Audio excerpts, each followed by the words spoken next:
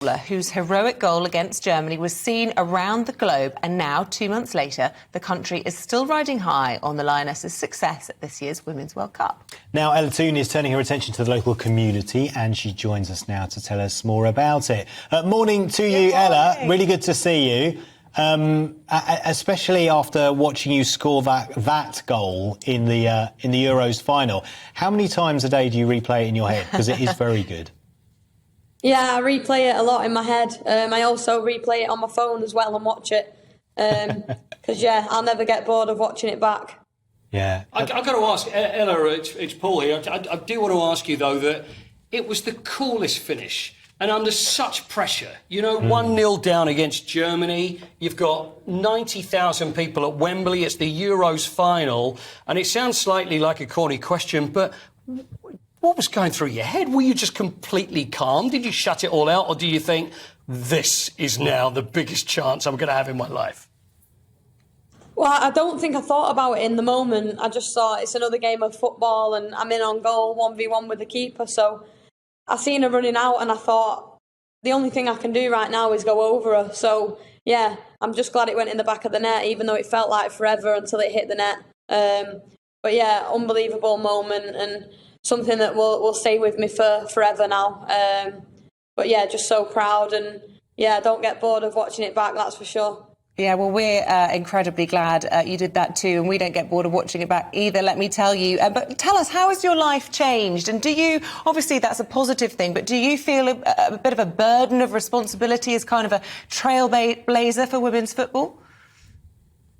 Yeah, life's changed quite a lot since the final whistle. I think as a team we knew that things were going to change, but I don't think we knew how much. I got paparazzi'd eating a pasty, which would never have happened before. And obviously a lot more people recognise you now, but that's part and parcel of it, and that's what we wanted to help grow the women's game and to give it the recognition it deserves. And I think for us, we really love that we're now role models to so many young girls and boys growing up and wanting to be footballers. So, I think we just take it in our stride and enjoy it.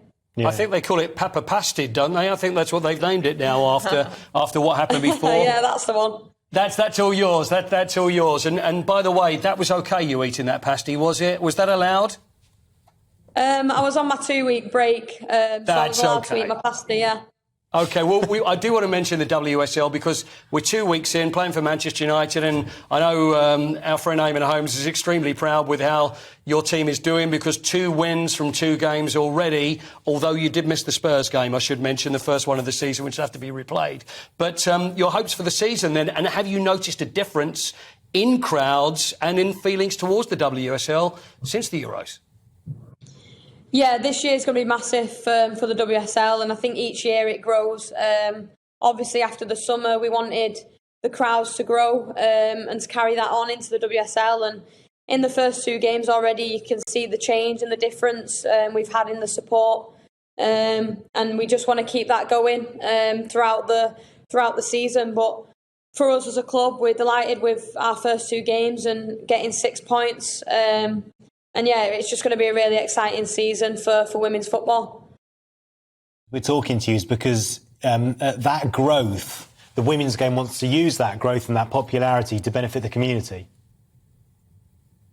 Yeah, and I'm just so proud to be a part of helping Tesco and helping the community. I think for me, I'm massive on giving back to where I started and my grassroots club as well. I always look back on that and it helped me get where I am today. So anything I can do to help out, I'll try and do. So that's why I'm so proud to have partnered with Tesco and this scheme that they've started and them helping out with local communities.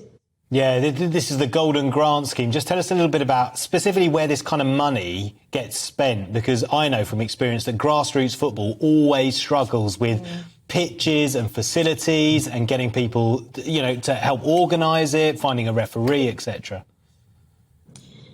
Yeah, it's a great scheme that Tesco have set up. So on October the 15th in selected stores, you can have the chance to take a lucky dip, and if you can find one of the 100 golden tokens you can give to a local group in your community. And I think it's massive.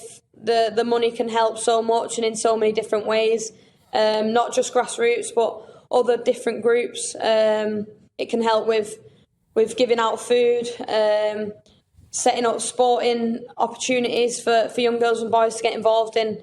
And yeah, it's amazing what this money can do for so many people who are involved. One more for you, coming up in a week then. I know Serena Wiegman named the squad for these two friendlies coming up. We've got the World Cup coming up in 10 months. But it's the USA next, isn't it, Ella? And the world champions, and this is going to be the ultimate test for you, isn't it? Yeah, it's going to be the ultimate test, like you say. They're the best, one of the best teams in the world, and that's who we want to compete with. We want to compete with the best teams. I think after the Euros, we've obviously got a little target on our back, and everyone wants to beat us, and we thrive off that, and we thrive off games like this. Obviously, we're back at Wembley as well in front of a sellout crowd, so we can't wait to be back there and put on another great performance and really test ourselves against the best to prepare for our World Cup in the summer.